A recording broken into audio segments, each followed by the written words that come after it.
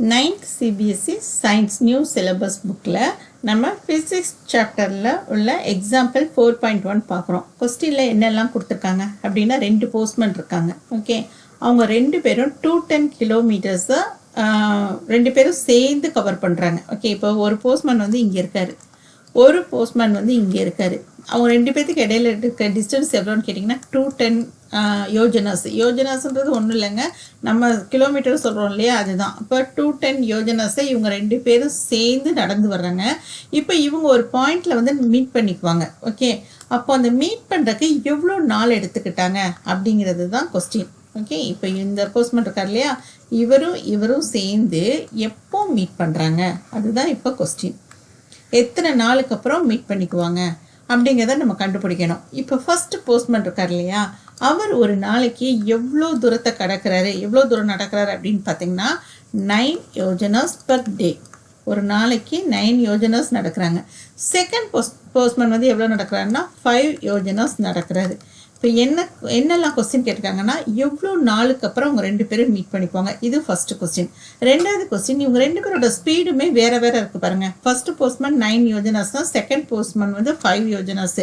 அப்போ first postman எவ்வளவு தூரத்தை கடந்து போயிருப்பாரு.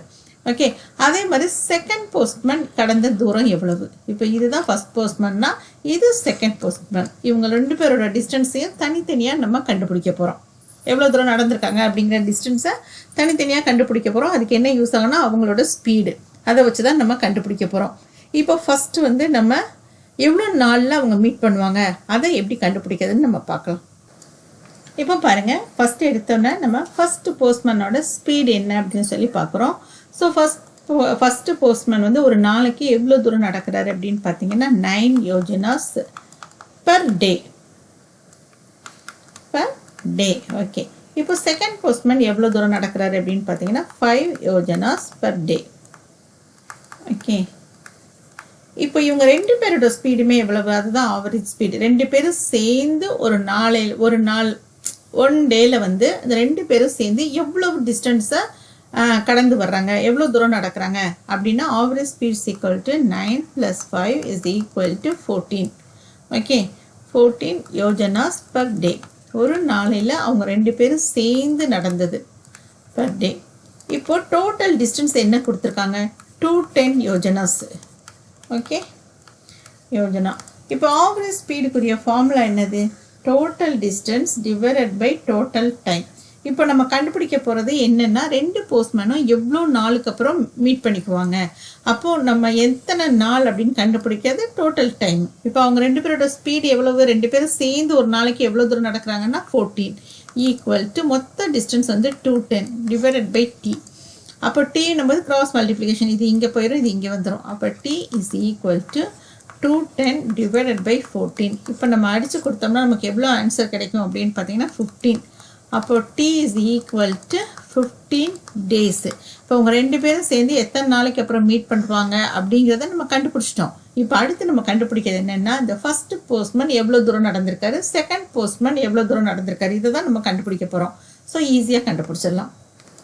இப்போ distance covered by each postman, ஒவ்வொரு போஸ்ட்மேனும் எவ்வளோ தூரம் நடந்திருக்காங்க இதை தானே நம்ம கண்டுபிடிக்க போகிறோம். ஸோ ஃபர்ஸ்ட் போஸ்ட்மேன் வந்து ஒரு நாளுக்கு எவ்வளோ தூரம் நடந்திருக்காரு அப்படின்னு பார்த்தீங்கன்னா 9 யோஜனாஸ்.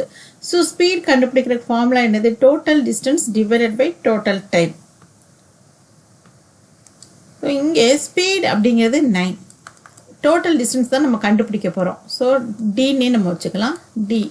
கீழே டோட்டல் டைம் வந்து எவ்வளோ எடுத்திருக்காங்க அப்படின்னு பார்த்தீங்கன்னா 15 டேஸு.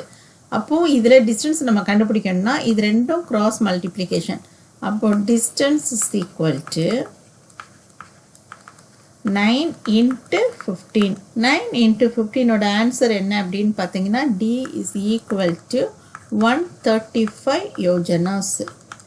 இப்போது ஃபஸ்ட்டு போஸ்ட்மேன் எவ்வளோ தூரம் நடந்திருக்காரு அப்படின்னு பார்த்தீங்கன்னா 135 யோஜனாஸ்.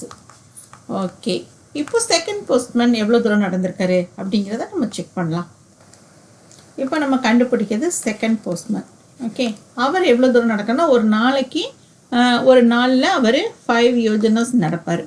ஓகே, அப்போது இதுக்கு ஃபார்முலா என்னென்னா ஸ்பீட் அவர் எவ்வளோ தூரம் நடக்கிறார் அப்படின்னா 5 யோஜனாஸ். டிஸ்டன்ஸ் டிவைடட் பை டீன்றது 15 டேஸு. இப்போ இது ரெண்டையும் மல்டிப்ளை பண்ணணும். அப்போ D is equal to 5 into 15. 5 into 15ஓட ஆன்சர் என்னது? 75 யோஜனாஸ். அப்போ செகண்ட் போஸ்ட்மேன் எவ்வளோ தூரம் நடந்து வர்றாருன்னா 75 யோஜனாஸ். ஸோ அவ்வளோதான், ஈஸியான சம். ஃபஸ்ட்டு சம் நம்ம முடிச்சாச்சு. அடுத்து செகண்ட் சம் எப்படி ஈஸியாக செய்கிறது அப்படிங்கிறத நம்ம பார்க்கலாம்.